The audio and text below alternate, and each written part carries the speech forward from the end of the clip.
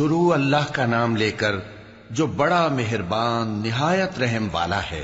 اے پیغمبر صلی اللہ علیہ وآلہ وسلم، جو عورت تم سے اپنے شوہر کے بارے میں بحث و جدال کرتی اور اللہ سے شکایت رنج و ملال کرتی تھی، اللہ نے اس کی التجا سن لی اور اللہ تم دونوں کی گفتگو سن رہا تھا۔ کچھ شک نہیں کہ اللہ سنتا ہے، دیکھتا ہے۔ جو لوگ تم میں سے اپنی عورتوں کو ماں کہہ دیتے ہیں وہ ان کی مائیں نہیں ہو جاتی، ان کی مائیں تو وہی ہیں جن کے بطن سے وہ پیدا ہوئے۔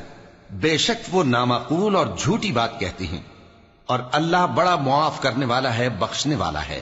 اور جو لوگ اپنی بیویوں کو ماں کہہ بیٹھیں پھر اپنے قول سے رجوع کر لیں تو ان کو قربت سے پہلے ایک غلام آزاد کرنا ضرور ہے۔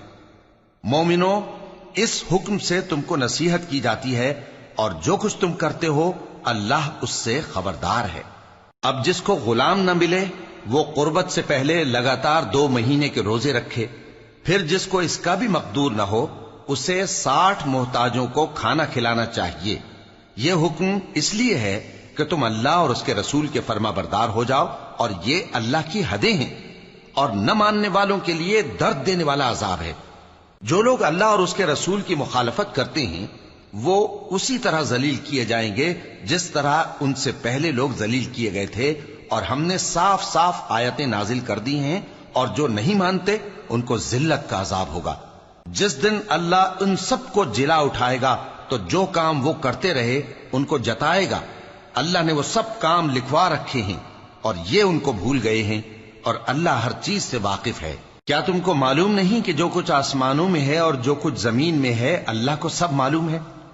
کسی جگہ 3 شخصوں کی سرگوشی ہوتی ہے تو اللہ ان میں چوتھا ہوتا ہے، اور جہاں 5 آدمیوں کی سرگوشی ہو تو وہ ان میں چھٹا ہوتا ہے، اور نہ اس سے کم یا زیادہ مگر وہ ان کے ساتھ ہوتا ہے، خواہ وہ کہیں ہوں۔ پھر جو جو کام یہ کرتے رہے ہیں قیامت کے دن اللہ سب ان کو بتائے گا۔ بے شک اللہ ہر چیز سے واقف ہے۔ اے پیغمبر صلی اللہ علیہ وآلہ وسلم، کیا تم نے ان لوگوں کو نہیں دیکھا جن کو سرگوشیاں کرنے سے منع کیا گیا تھا، پھر جس کام سے منع کیا گیا تھا وہی پھر کرنے لگے؟ اور یہ تو گناہ اور ظلم اور پیغمبر صلی اللہ علیہ وآلہ وسلم کی نافرمانی کی سرگوشیاں کرتے ہیں، اور جب تمہارے پاس آتے ہیں تو اللہ تعالیٰ کے بتائے ہوئے الفاظ کے بجائے دوسرے الفاظ میں تمہیں دعا دیتے ہیں، اور اپنے دل میں کہتے ہیں کہ اگر یہ واقعی پیغمبر ہیں تو جو کچھ ہم کہتے ہیں اللہ ہمیں اس کی سزا کیوں نہیں دیتا؟ اے پیغمبر صلی اللہ علیہ وآلہ وسلم، ان کو دوزخ ہی کی سزا کافی ہے، یہ اسی میں داخل ہوں گے اور وہ بری جگہ ہے۔ مومنوں، جب تم آپس میں سرگوشیاں کرنے لگو تو گناہ اور زیادتی اور پیغمبر کی نافرمانی کی باتیں نہ کرنا، بلکہ نیکوکاری اور پرہیزگاری کی باتیں کرنا، اور اللہ سے جس کے سامنے جمع کیے جاؤ گے ڈرتے رہنا۔ منافقوں کی سرگوشیاں تو شیطان کے اکسانے سے ہیں جو اس لیے کی جاتی ہیں کہ مومن ان سے رنجیدہ ہوں، مگر اللہ کے حکم کے سوا ان سے انہیں کچھ نقصان نہیں پہنچ سکتا۔ تو مومنوں کو چاہیے کہ اللہ ہی پر بھروسہ رکھیں۔ مومنوں، جب تم سے کہا جائے کہ مجلس میں کھل کر بیٹھو تو کھل کر بیٹھا کرو، اللہ تم کو کشادگی بخشے گا، اور جب کہا جائے کہ اٹھ کھڑے ہو تو اٹھ کھڑے ہوا کرو۔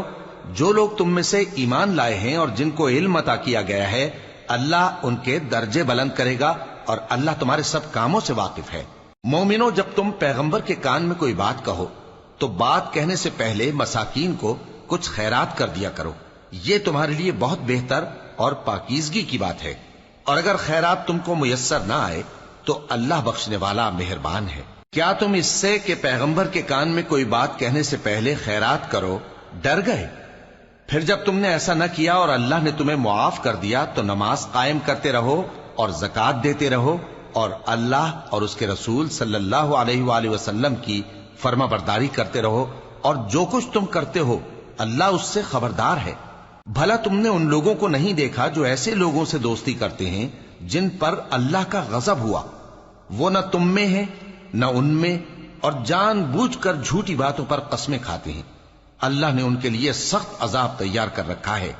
یہ جو کچھ کرتے ہیں یقیناً برا ہے۔ انہوں نے اپنی قسموں کو ڈھال بنا لیا ہے اور لوگوں کو اللہ کے رستے سے روک دیا ہے، سو ان کے لیے ذلت کا عذاب ہے۔ اللہ کے عذاب کے سامنے نہ تو ان کا مال ہی کچھ کام آئے گا اور نہ اولاد ہی کچھ فائدہ دے گی۔ یہ لوگ اہل دوزخ ہیں، اس میں ہمیشہ جلتے رہیں گے۔ جس دن اللہ ان سب کو جلا اٹھائے گا تو جس طرح تمہارے سامنے قسمیں کھاتے ہیں اسی طرح اس کے سامنے بھی قسمیں کھائیں گے اور خیال کریں گے کہ ایسا کرنے سے کام چل جائے گا۔ سنو، یہی تو ہیں جھوٹے۔ شیطان نے ان کو قابو میں کر لیا ہے اور اللہ کی یاد ان کو بھلا دی ہے۔ یہ لوگ شیطان کا ٹولہ ہیں، اور سن رکھو کہ شیطان کا ٹولہ ہی نقصان اٹھانے والا ہے۔ جو لوگ اللہ اور اس کے رسول صلی اللہ علیہ وآلہ وسلم کی مخالفت کرتے ہیں وہ نہایت ذلیل ہوں گے۔ اللہ نے یہ بات لکھ دی ہے کہ میں اور میرے پیغمبر ضرور غالب رہیں گے۔ بے شک اللہ زور آور ہے، صاحب اقتدار ہے۔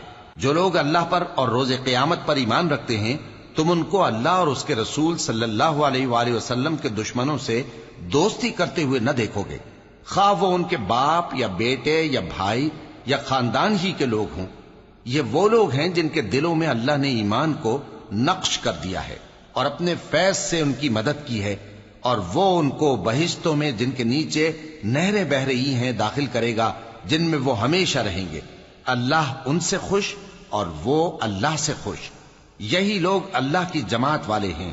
سن رکھو کہ اللہ کی جماعت والے ہی کامیاب ہوں گے۔